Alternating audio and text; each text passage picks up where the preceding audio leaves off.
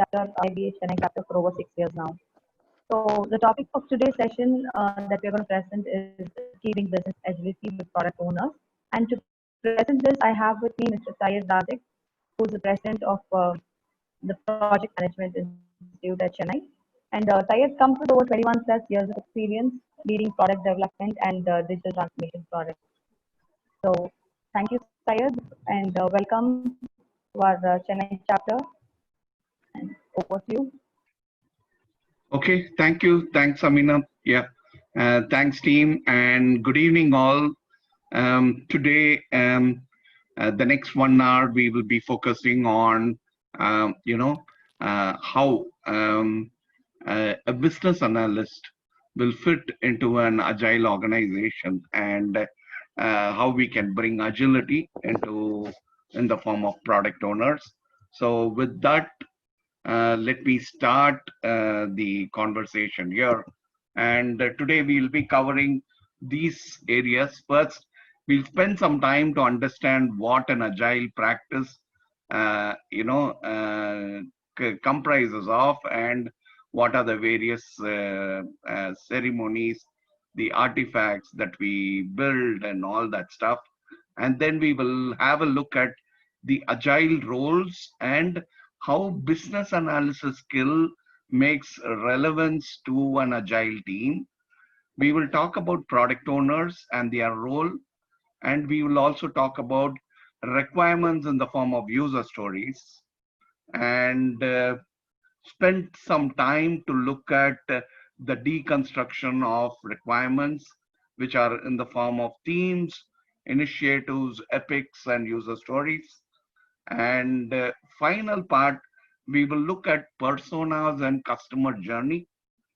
And with that, we will conclude by saying that where you can start looking at a career as part of an agile team.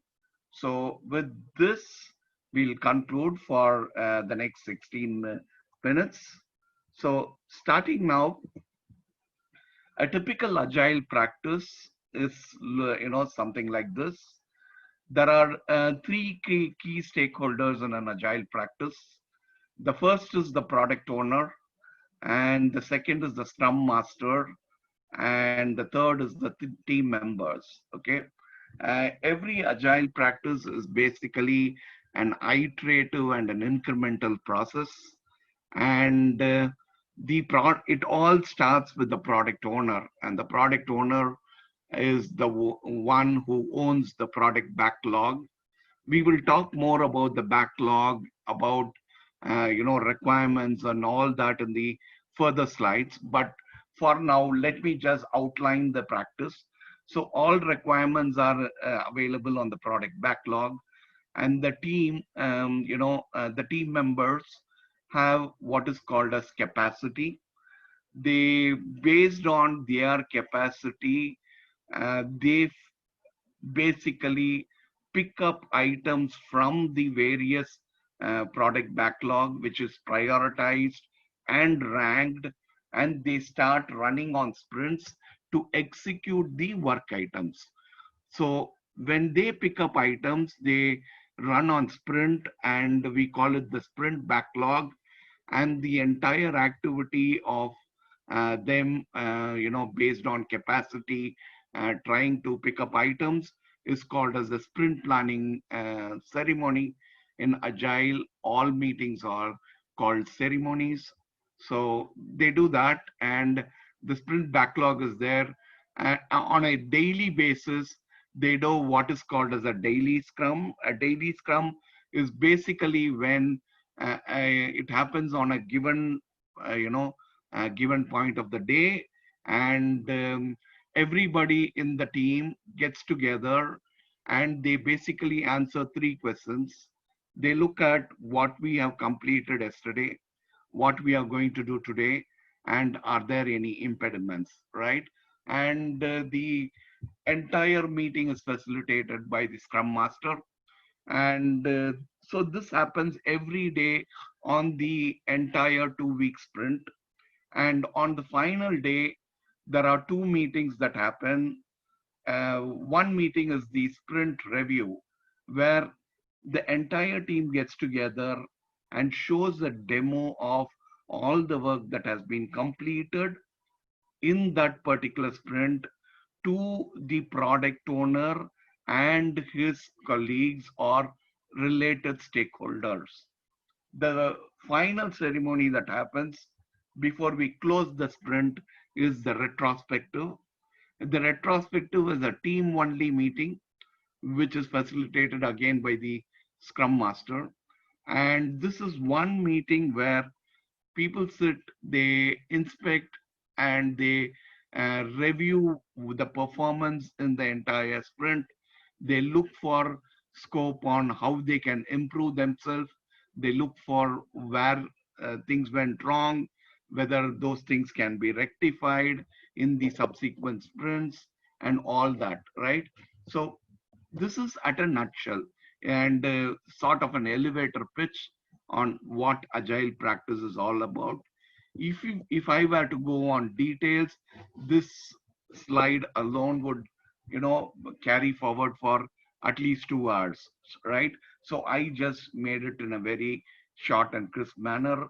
And so the metrics that we track in an agile practice are called as burn down charts. And the other part is the Jira board or the task board that we track on typically what are the to-do items, what are in progress, and what has been completed. Okay. And at the end of the sprint, you have an incremental software that has been published or that has been demoed to you with clear acceptance criteria. And yeah, this is agile practice. Now let's look at the primary roles in agile. Agile is very intensely customer driven. The product owner by the role is none other than the customer himself or the representation of the customer interest. This is an there is an active communication between the team and the customer without any buffer, right? If you are part of waterfall projects, you will never get a chance. If you're a team member, you will never get a chance to meet the customer at all, because at all points in time, it is the project manager who communicates with the customer, right? And at very rare cases that a developer or a team member gets to meet the customer. Other than that, it never happens. But in agile, the product owner is none other than the customer himself, and we have a day-to-day interaction with with the product owner as team members. And similarly, at every scrum ceremony, like for example, at the end of the sprint, when you are showing a demo, the product owner is there in person reviewing the work done and giving you a direct feedback, right? The product owner the product demo by the team direct to the customer, leading to feedback. And this leads to transparency and improved team morale. When the product owner comes and gives you a direct feedback, it basically improves the team morale. Now let's look at what is required to be a product owner, right? A product owner is one of the primary roles in agile. You could think of a PO as a CEO of the product. They just own the product, they own the strategy of the product, they own the roadmap, okay? And they own the future definition of what the product is going to do, right? The scope of a product owner is typically a person with very good domain experience, and he's able to maximize product value. And as I said earlier, the product owner owns the product backlog. He should have good communication and influencing skills. The reason why we say this is because a product owner does not just mean a person who interacts with team members or the development team members. there is also an external facing role for product owners, right?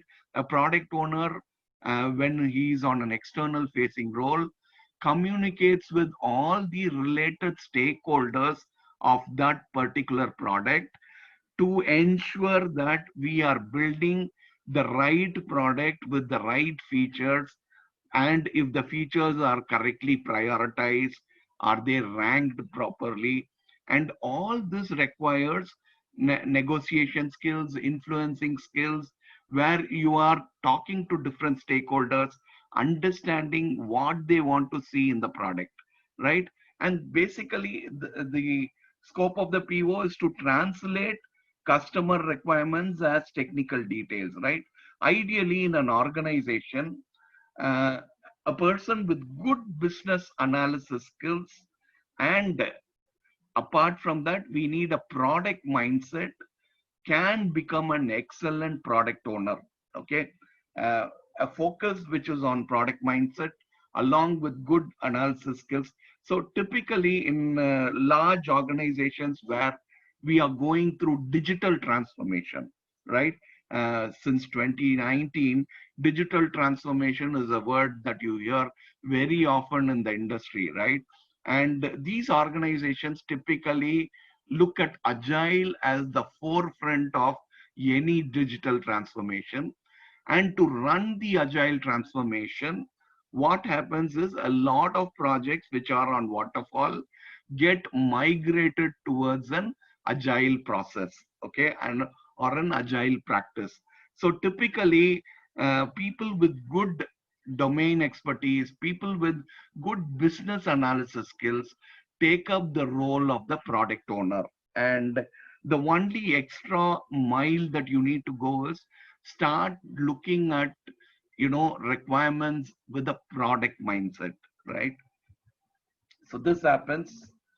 Let's talk about the role of the product owner. Now that by now, people in this audience, you should have connected with what I am trying to say, how a business analyst or people with good business analysis skills can become an excellent candidate for a product owner in uh, in an agile transformation. I see somebody raising a hand. Do you want to take the question at the end of the session, or shall we do it now? We'll If, take the question and answer at the end of the session, the last 5 to 10 minutes. okay, Iftikhar, yeah, I would suggest you write it down in the Q&A column, and I will cover that when I come to the end of the session. So continuing further, the role of the product owner is first defining the features of the product, and then for another thing, the product owner decides the release date and what goes into a product, right? So give me some time. A product has the following factors. First, the product has got a product vision. And then a product vision is broken down into top 3 product goals. Okay. A goal is basically a combination of, functionality and features of a particular product. And in Agile, we basically run on iterations, right? We don't build the entire product upfront in one single go. We build it in parts, right? And that's why we call it, it's an incremental and an iterative process. Now, as a product owner, you need to decide what are the features that will get built first, and can we break down one single product into multiple releases. For example, release 1 might have 6 different functionality. Release 2 might have another 10 different functionality. And if the total product has got 30 functionality, each will get delivered in pieces, right? So you decide your release date, and you decide what are the features that will get delivered in that particular release. Number one. Number two, you look at being responsible towards ROI of the product or profitability of the product, right? You should focus on that. You should look at who are your major stakeholders of a probable product and or probable customers of yours, and where will you get your major revenue. For example, let's say you're building the next mobile phone, a smartphone, right? If that smartphone, the target segment is that you will sell it 80% of the time to youngsters, then you know the certain feature, the functionality that it needs to carry.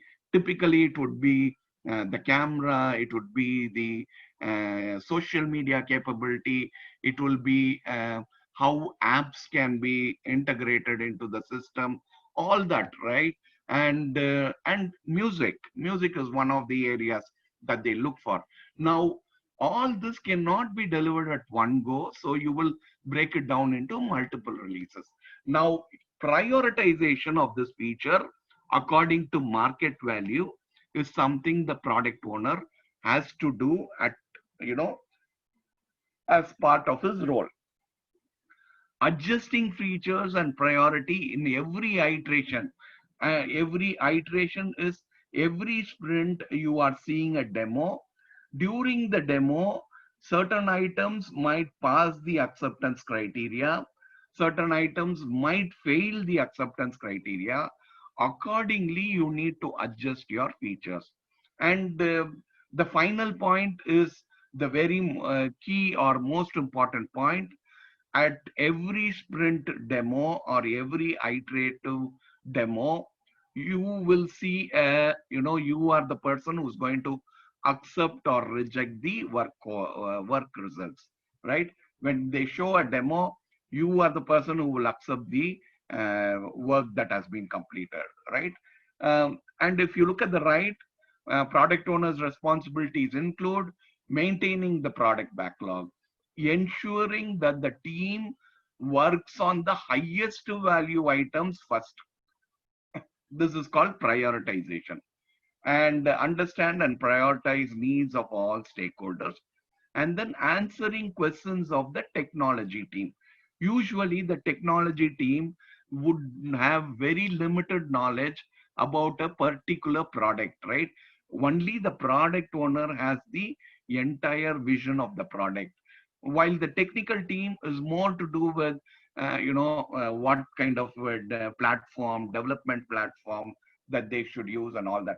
So you need to have constant trainings with your technology teams for them to understand better, right? And you are the only person who will communicate with the team on what you will work on in the next sprint. Okay, so you need to guide them through the entire project journey. What makes an awesome product owner? The answer is at the top, right? You should have business analysis skills, but you should be an excellent storyteller, right? Storytelling differentiates an average product owner from an awesome product manager. Inspire your team with great stories that are customer centric. Today, like I said earlier, 2019, everybody talked about digital transformation, right? Late part of 2019, people started talking customer centricity. The term customer centricity has become one of the most important items in all our offerings, right? You need to be customer centric. Your stories have to be customer centric, right? And you should talk about change. And you should also talk about what kind of change your product is going to give to your customer. You should focus on that. And then talk about customer journey. For example, if I am a college going kid and I buy the particular phone that you are developing, and what will I do with this? If you document that, that is called as a customer journey, right? And m- when you profile me as one of the major customers, you call it personas, right? These people deeply influence the entire story, and we also identify the customer problem, and wrapping a story around it becomes a big force multiplier, right? And we so first we talked about product, we talked about product vision, we talked about product goals, and then we talked about functionality, features and functionality, which will be broken into multiple releases, right? When you do something like that, we call it as a roadmap, a product roadmap. Product owners use product roadmap to collaborate with their teams and build consensus on how the product will grow and shift over a time, right? Agile teams turn to the product roadmap to keep everyone on the same page so that they gain contextual idea of what their everyday work will be, and also to get guidance on their future direction. Product roadmaps detail the prioritized customer value that will be delivered, and they also have target release dates. Sometimes release dates are dictated by the external stakeholders or our customers, right? The go to market date is fixed by them, and we come back, work with development teams to achieve that go to market date. That also happens, and all that gets fixed into a roadmap, and a sample roadmap is what you find on the screen right now, right? If you look, the various lines are the various features that will get developed on the various dates. If you look at the x-axis, it shows that Q1 2018, right? And then there is Q2 2018. What are the features that will be developed? Q3 2018, what will be developed, and so on, right? These are the product roadmaps. Internal to the team, what you saw here is an external to the team. This is what you will present to the leadership, to your customer, and say that, hey, these features will get developed on such and such date, right? And it will be completed on such and such date. But internally, you will break it down like this. Every product has multiple releases. Within each release, you will have multiple sprints or multiple iterations. Within each iteration, you will have multiple stories, and within each story, you will have multiple tasks. And this is how, you basically break requirements in an agile team. We will talk more in detail in our subsequent slides about all these terms that we are using. But for now, understand that, a roadmap is basically about breaking requirements in this format. So we do something in Agile called as progressive elaboration, right? So assuming that, the example that we took, saying that we are going to build the next,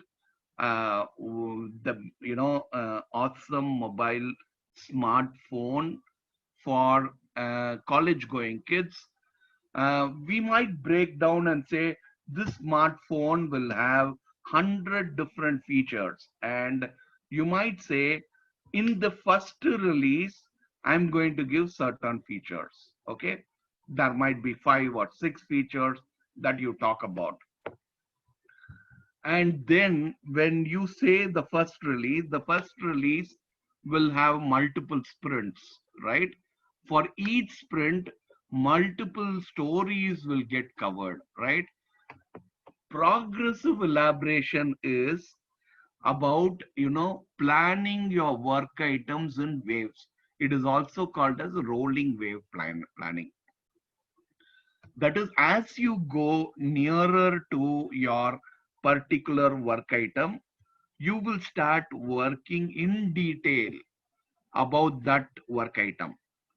But something that you're going to develop 3 months from now, you won't even bother. You will have it as a vague idea, and that's what is shown on the diagram at the right.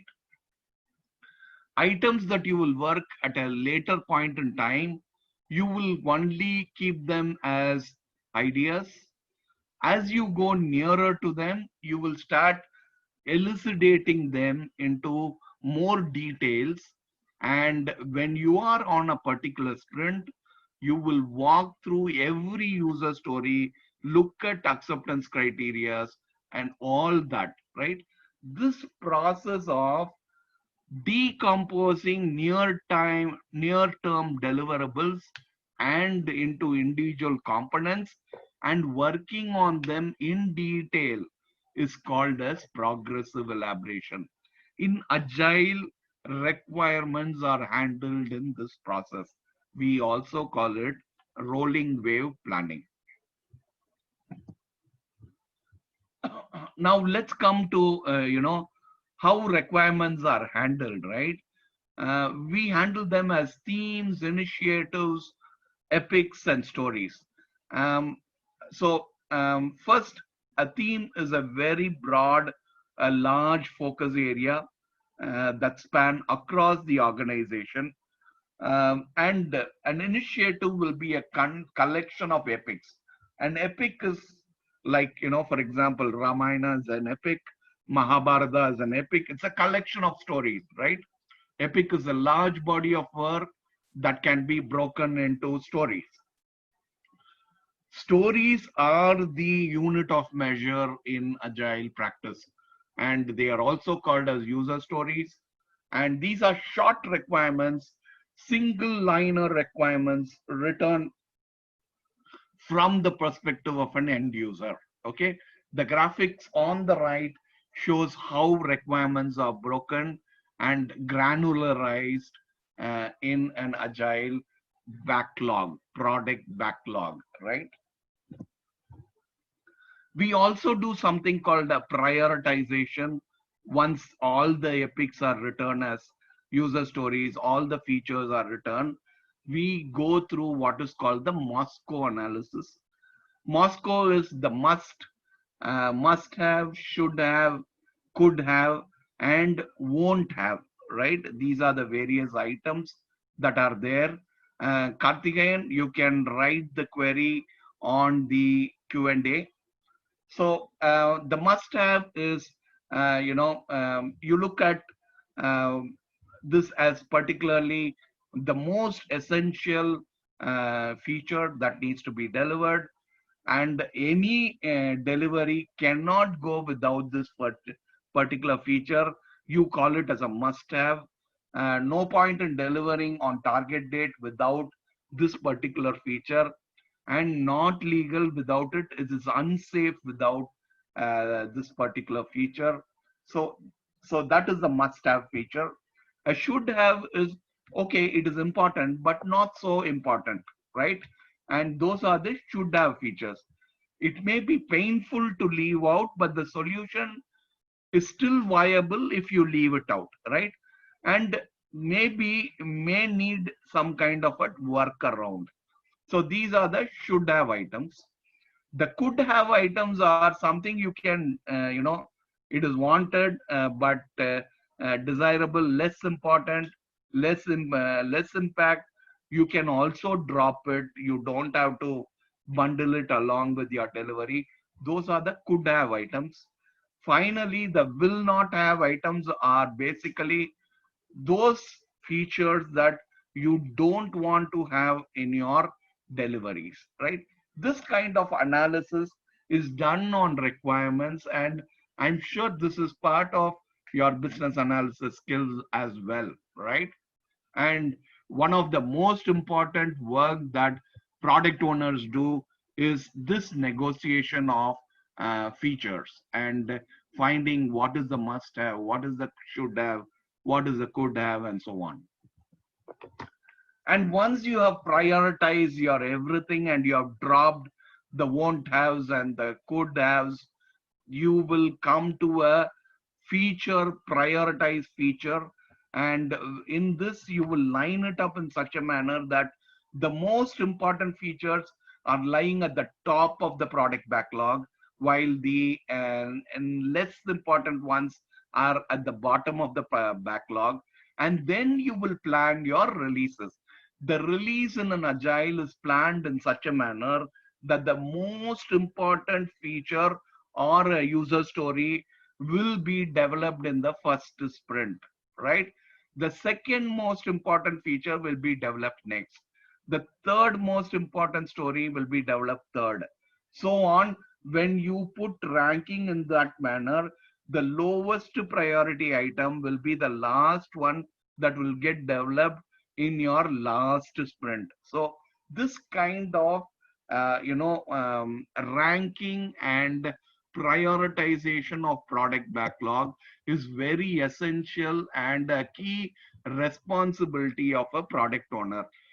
If you are going to ask me how do they do this, this is based on balancing requirements from your various stakeholders, having interviews, having one-on-one conversations with them, understanding their requirement, and then coming back and working on the product backlog. So let's come to the fundamental unit of requirement in an agile team, right? Requirements are considered as user stories. User stories are a beginning of a collaborative conversation. User story, it is written as a story, and the story is basically only a placeholder, okay? And the point that I mean by placeholder is it is where your conversation starts. The moment somebody takes up a user story, they say that, with this story, this is what we want to accomplish as a particular user, as a role. I want to accomplish some certain goal so that I am able to complete a certain task, right? If you look at the card on the right, that's all that is there in the user story.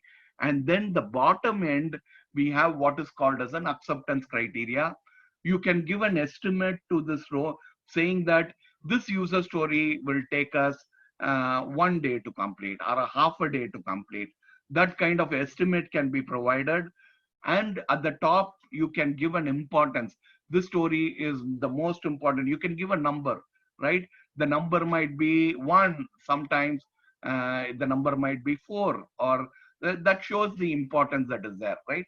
So recurring items for all user stories go to the definition of done, and they create a context specific checklist to speed up the acceptance criteria. So first thing, you will categorize the story, whether it belongs to a larger group or whether it belongs to a particular epic. And as I said, right, epic is a collection of user stories. So you will start doing that. So this is how you approach requirements in Agile.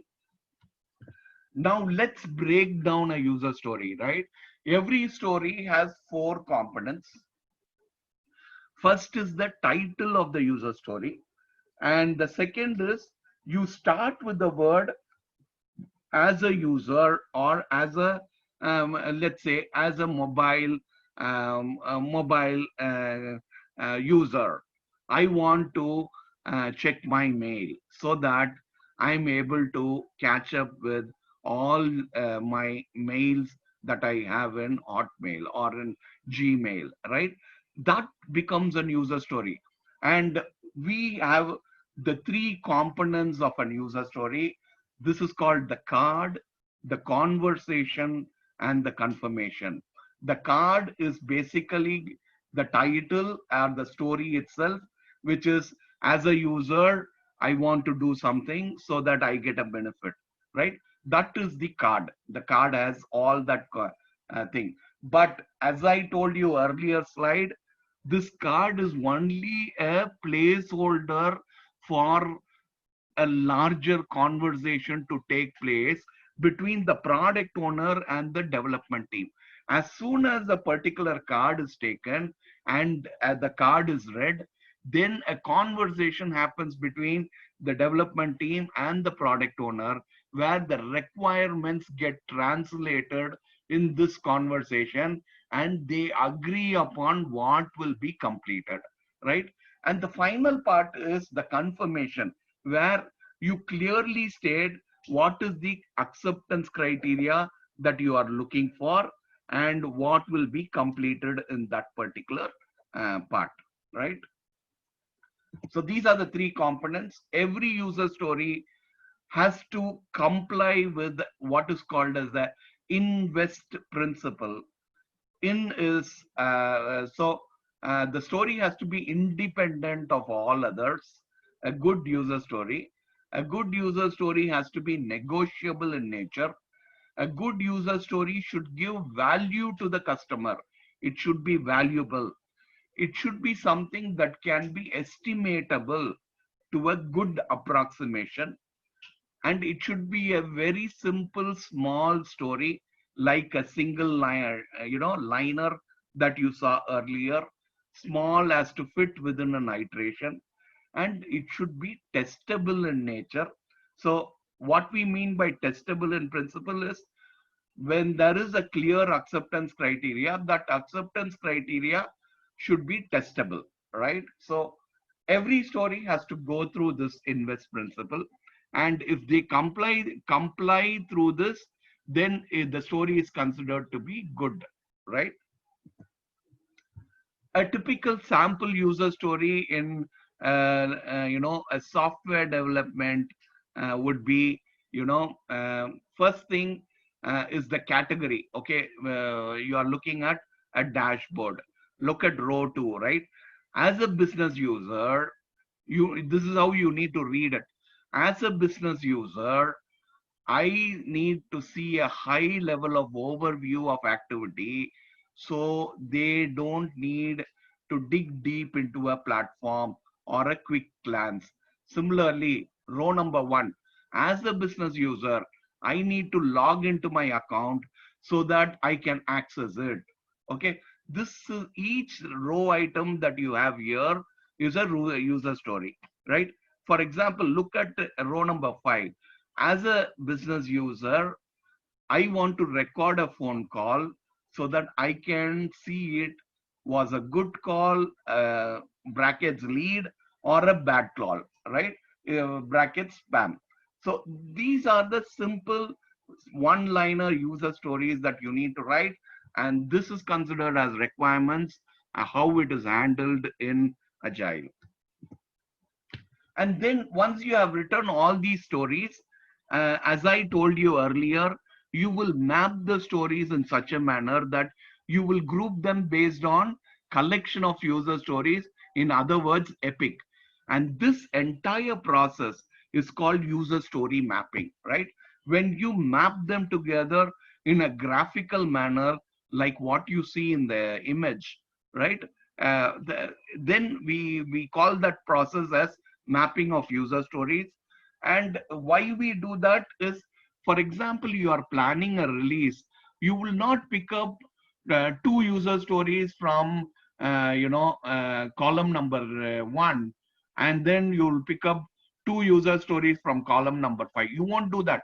You will try to complete the 3 columns that are on the top, first 1, 2, and 3 columns, and then you will proceed to 4, 5, and 6, right? So that kind of approach is required, and for that you need to visualize the work items, and user story mapping is one way of visualizing your work, right? Every story, as I told you, is broken down into a product vision.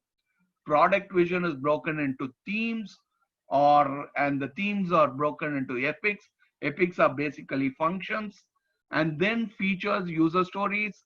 User stories are broken into tasks, And for each task, there might be, tests for failure, and then there might be one acceptance criteria. You will write a lot of non-functional requirement.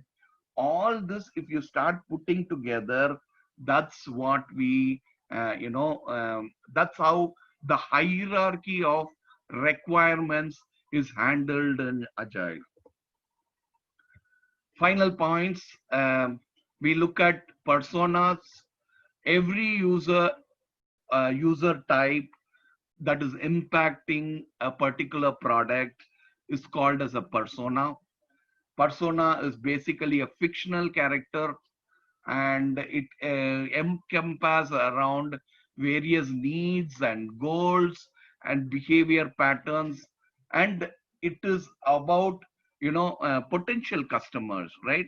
Personas help you understand your customer better and to align product design requirements, right? And how features need to be handled there.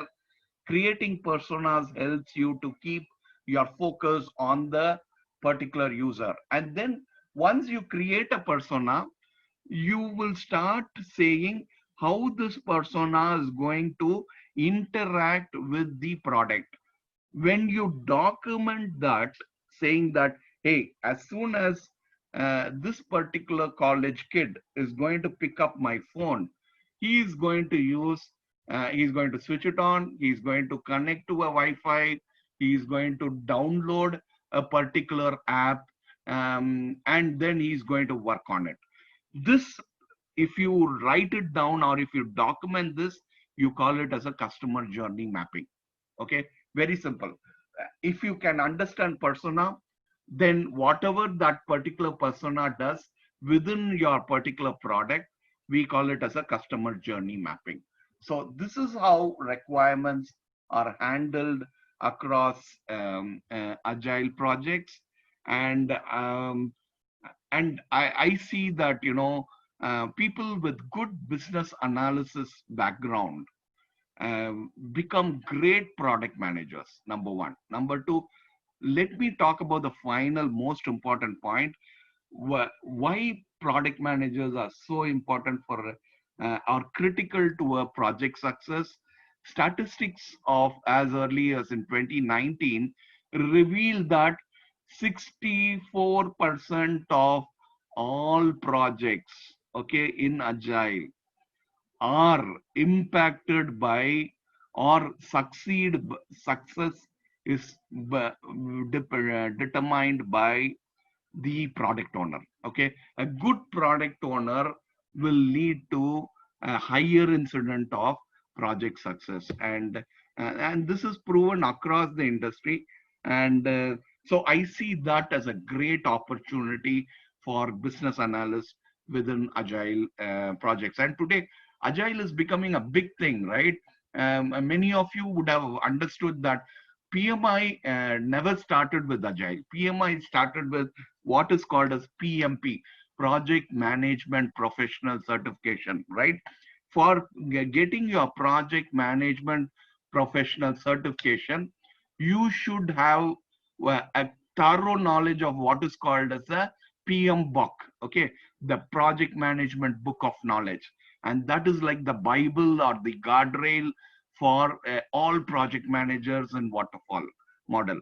But over the years, for the particularly in the last 10 years, agile has taken a larger precedence and become part of the entire PMP certification also.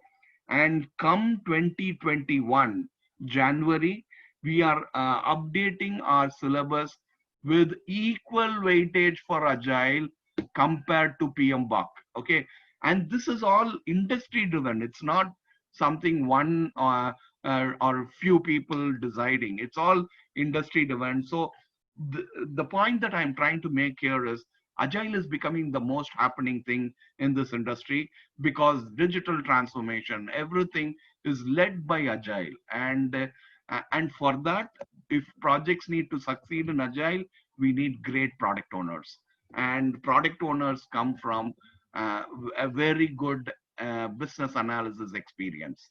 Yeah, with that, These are certain recommendations that I have in case you would like to, read more about this. The first book I would recommend you is The Lean Startup by Eric Rice. And that's a very good book. It's a very popular book, particularly among startups, among entrepreneurs. This is a most recommended book. The second book is very much related to, agile. We call it the user stories applied by Mike Kahn. Okay, Mike Kahn is one of the prominent authors in the agile practice. These are two recommendations that I would make. And in summary, some learnings from Steve Jobs: set vision and find passion for building your products. And today's simplicity is something which is very hard to find, right? So, as product owners, as product managers, seek simplicity and lead small product teams. When you are leading a large team, it is very tough to respond to quick changes, right? And one of the biggest examples that I would talk about quick change is, see, every team today, starting in January, would have put big plans in place. But after March, the complete way of working has totally changed. We are all stuck at home. We are all working from home. And if you are an agile team, you would have had a higher probability of succeeding in responding to change, right? Because agile allows you change very late into the project development. So seek simplicity. When you have small teams, it is easy to turn change directions. But when you have a large team, it is like a huge train that is running. And if it is running at, let's say, 100 kilometers per hour, you cannot change just like that. It will take at least 4 to 5 kilometers uh, of distance to change the direction of the train, right? Otherwise, the entire thing will collapse. So work with small product teams. Finally, inspect and adapt continuously. Whatever work you churn, please look at it and look for learnings from it. That's how innovation comes into place, right? That is one of the biggest advantages of agile. With that, thank you. And here is my coordinates and my LinkedIn also, in case anybody would like to get in touch with. So I will leave it for a minute and then I will go into questions, right? Yeah. So, thank you, Syed, for a very informative session. I'm sure the participants will now have a fair idea of agile business analysis and the role of the product owner in the agile team. So we already have a couple of questions coming in there. The first Yes. one has come from Janak Singh. Yeah. So what are the most preferred tools for requirement analysis currently, and which one would you like to suggest, like for managing the product backlog and for prioritization? So that is the So first question from Janak Singh. yeah, so the ideal way is user stories, and we want them to write it in user stories. Number one, don't go the BRD approach, the BRD business requirement document, the FRD approach. Please don't do that. That is never a recommended way if you are in agile. And if you are looking for tools, a lot of open source tools which are available. Jira is an excellent way where you can document stories, user stories, and leave it there. So leave it open. If you ask me very honestly, I started by using an Excel sheet to write user stories. Okay, and still today, nothing beats that, because it's easy for you to go change a story because you got it wrong, and then move them across in the various rows and columns for the prioritization. That is something that we did. Okay, second question: any best practice on how much item can be added into an acceptance criteria like SAC? Okay, every story has only one single acceptance criteria. Okay. And now there might be stories when you are writing it initially, which will have multiple acceptance criteria. The ideal and the recommended practice when I see a story with multiple acceptance criteria is I ask them to break it into, if there are 5 acceptance criteria, I'll say break it into 5 user stories. Okay. I will not recommend that since it has 5 acceptance criteria, these will be considered as 5 tasks. I would say break it into 5 user stories, because for each story you might end up writing different set of technical tasks. So that is my answer for Ganesh. And again, Janak Singh, what is the approximate weightage of business analysis and domain expertise to become a product owner? I would ideally say 80% of the capability of a product owner is in how he can analyze the requirements of the customer. And then the other part is your domain expertise. People who are, who become great product owners are people who have put sizable experience in a particular organization or in a particular domain vertical, right? And so this I will tell you from the context of one of the anti patterns you find within product owners is that when a waterfall organization transforms to an agile organization, people who have been very senior or been long in a particular role, they end up taking the product owner's role. Okay. But they don't understand the fact that a product owner's role is a full-time job. Okay. And so what happens is they are already a senior leader in the organization. They have a list of roles and responsibilities. Apart from that, they take up the product owner's role. It should not be the case. You should have time for your development team. And there are so many areas where you should focus. If you are a product owner, you need to meet your team regularly and give them the vision about the product. You have to groom your product backlog. And to groom your product backlog, you need to go meet your probable customers, your various stakeholders, and the people who are going to use your product, and accordingly balance your requirements. So it's a combination of both. Analysis and domain expertise is truly essential to become a product owner. Which has more weightage? I would say the analysis part has more weightage, because even if you don't have the domain expertise, you can always listen from somebody else. But if the analysis part is not there, if you don't know the method to the madness, you'll be totally lost, right? And is the user story detailing required, which includes business rules, feature, process flow, along with acceptance criteria? Those are technical debts that you will write. Business rules are also essential, and you could put them along with your task to see whether a particular user story is complying to that particular rule. So that could be part of your technical task, which is there. And so, yeah, now let me go down for other questions. How does a product owner provide estimate, as the developer would be in comfortable position for providing estimation for developing the feature? Very good question. Who's this? Rajakumar Reddy. Very good question. Agile product owner does not give an estimate. Okay, that's the answer. In Agile, the product owner only tells you what is that particular user story, what is the acceptance criteria for the user story. It is the development team who collectively decide and tell you what is the effort that is required to complete the user story. So the estimates are given by the development team.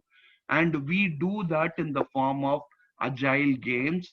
And one of the most favored games which is used for estimation technique is called as poker planning. The other methods which are there is called t-shirt sizing, which is also used, and some other method called parametric estimation, which is also there. Those are details. Okay.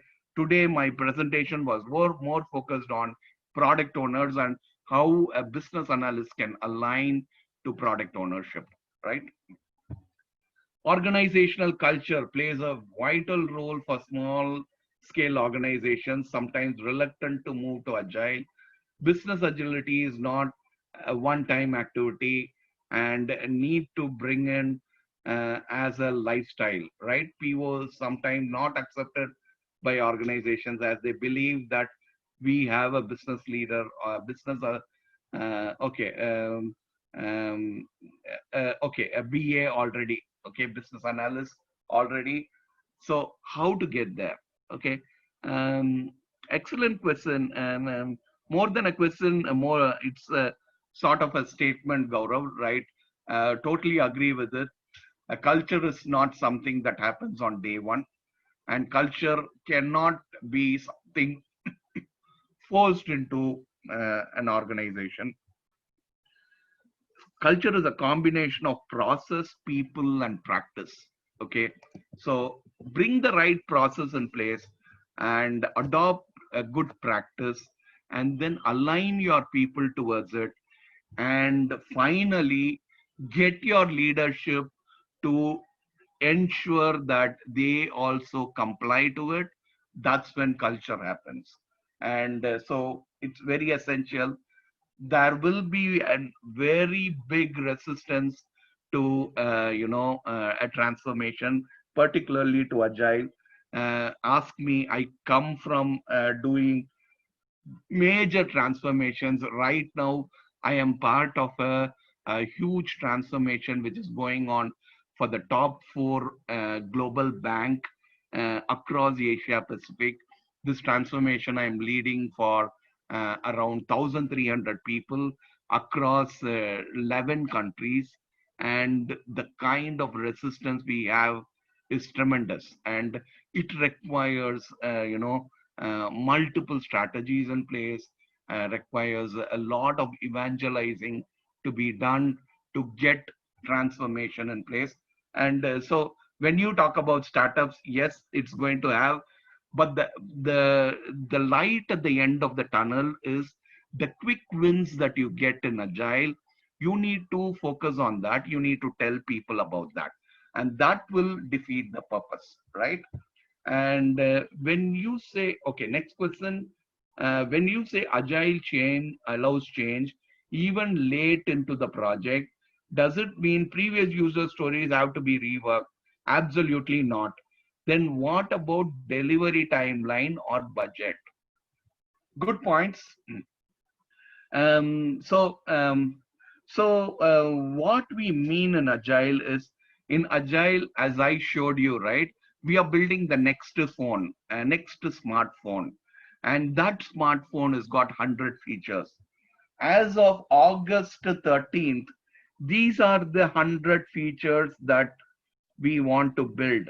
Okay, we decide this. Okay, next 7 days later, we find out that our competitor has built a phone which has got 100 plus 5 more features, and these 5 features are amazing, right? When you know that, you, as a product owner, you obviously fall to this and you will say, hey, I want those 5 features also. Okay, this happens because the product owners are influenced by customers, right? And when customers prefer it, obviously the product owner falls for it. So in agile there is scope for adding the 5 more features to the particular product backlog, and accordingly you can prioritize. Now if you are going to ask that first part of the question saying that, hey, I have already worked on top 5 features, now are you saying there is a I need to go rework that particular point? The answer is no. Answer is, you write it as a fresh feature, we will develop it again. Okay, in case it is this very same feature, but a small change to it, right? So that is one way. Another way is, how do you manage delivery timeline and budget? I will ask you to step back a bit and look at things, right? There are 100 features that we are developing in this phone, and in the first iteration, first sprint, we are taking the most important 5 features and developing it. Second sprint, 5 more features, we are developing it. By the end of 5 sprints, 25 features have been developed. All these 25 features are the top most important features, right? There is a concept called long tail of requirement, right?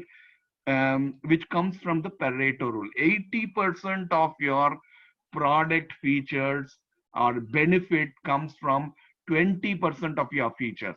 You might have 100 features, but these 20 features, okay, might bring you the 80% value. And others, for example, today, there is a statistic that shows that more smartphones are only used to make a call 16% of the time, 1/6. Okay, we are no longer using our smartphone to actually make a call. That is not the most important thing. We are using it for multiple things, to check our mail, to check social media and all that, right? So slowly we have changed, right? So that is what I'm saying. Your most important features get developed first. As you go along, the customer is totally along with you at every sprint. He is looking at what is being developed, what is being delivered. So when he is going to add 10 more features, he should understand that the project will extend. Only way where, if the product owner comes and says, hey, I have a definite budget, I can't go beyond my budget, then we do what is called substitution. We remove 5 items, and then we put the new 5 features inside. This is one way of doing it when you are on a fixed budget projects. Okay, with that, I think I have covered all the queries that are here.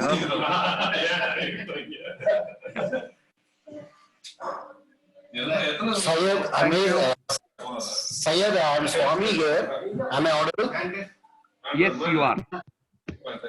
Amazing talk, Syed. And you said that people, process, and practice, the culture will change. And being PMI and IIBA should collaborate like this.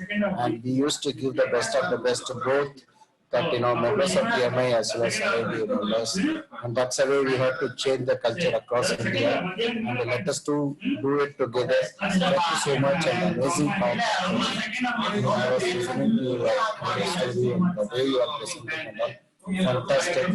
And I'll be in touch with you to bring this change and to bring this to the organization. We can have a great collaboration. Thank you so much, and for being a lovely audience and giving me, great questions here. Got an impressive bunch of people listening to this. So thank you and have a good evening, everybody.